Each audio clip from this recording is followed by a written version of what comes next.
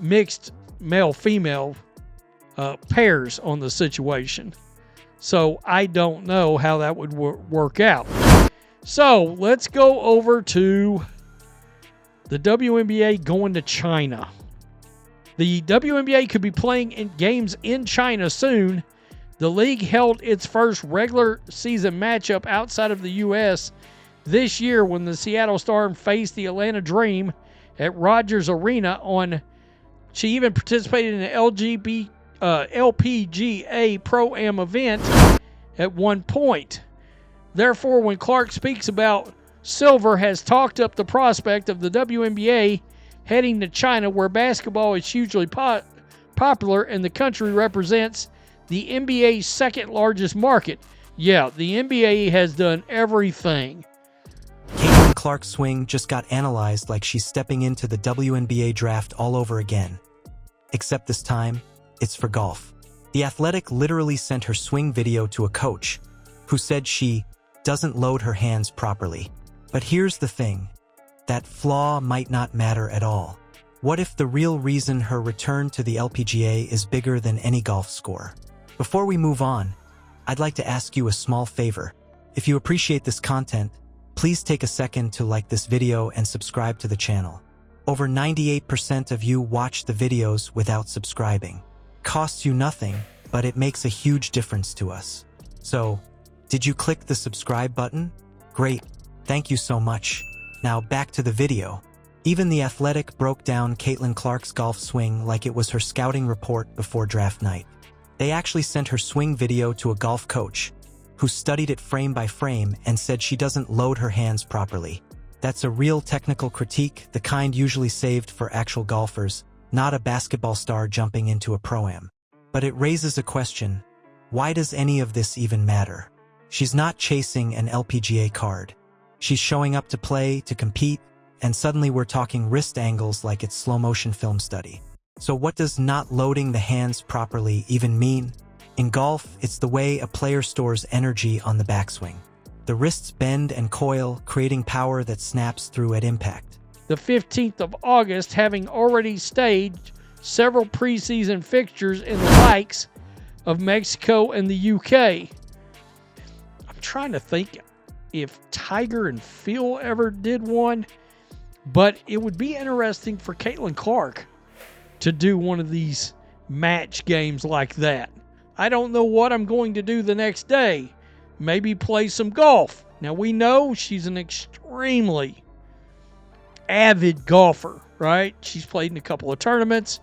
What she'd like to do in the off season, even if it's while laughing or a smile on her face, it seems she's telling the truth.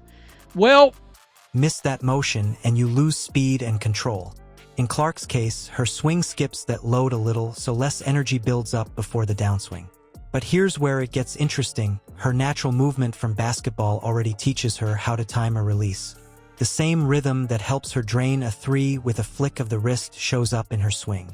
The coach even admitted she still generates good club speed, which means her athletic instincts are doing a lot of the work. Online, fans went in two directions. Some slowed her video down pixel by pixel, pointing out every technical flaw. Others pushed back, saying that kind of critique misses the whole point. The conversation stopped being about golf form.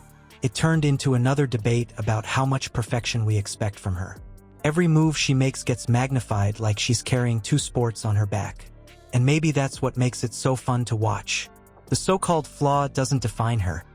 It just reminds everyone she's here to add energy to the stage, not to chase flawless mechanics. Speaking of energy, that's exactly what followed her to the fairways next. That's coming to a arena in China near you. Not near you.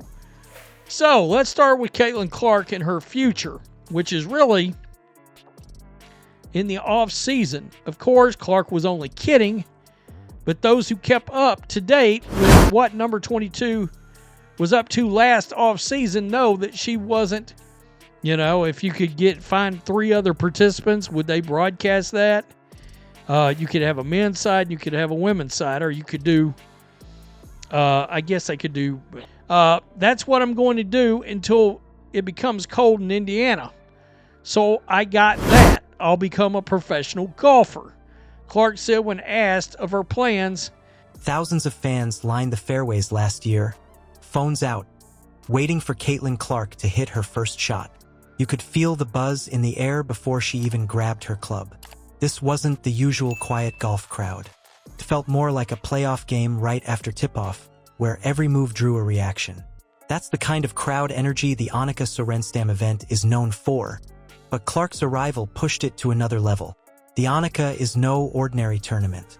It's one of the LPGA Tour's biggest stops, held at Pelican Golf Club in Florida with a $3.25 million purse. Before the pros play for the title, the proam pairs top golfers with celebrity athletes. Last November, Clark teed up alongside Nelly Korda and Annika Sorenstam herself. She called it amazing, saying she had an incredible time sharing the course with two of the best in the game. But why does a basketball player's swing draw that kind of attention at a pro golf event? A hobby, but a hobby she's talking about being real serious about.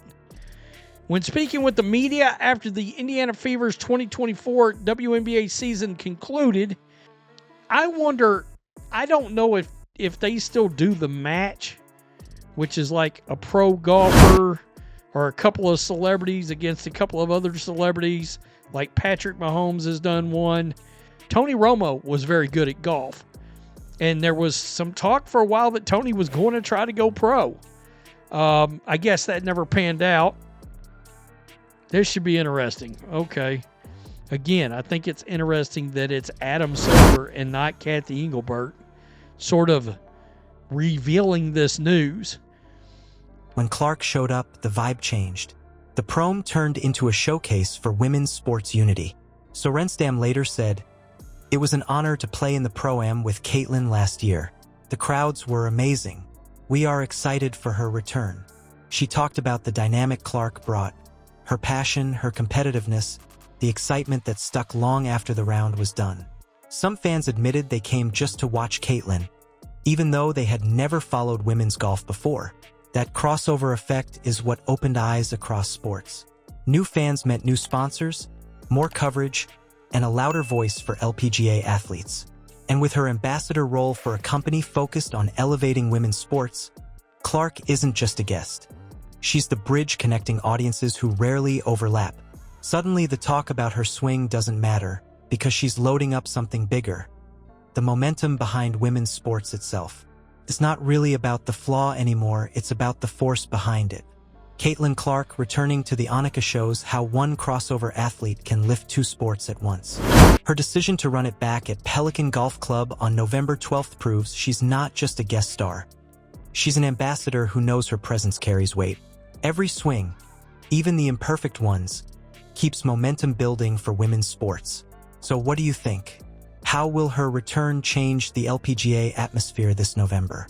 Drop it in the comments. I want to know how you see this next chapter playing out.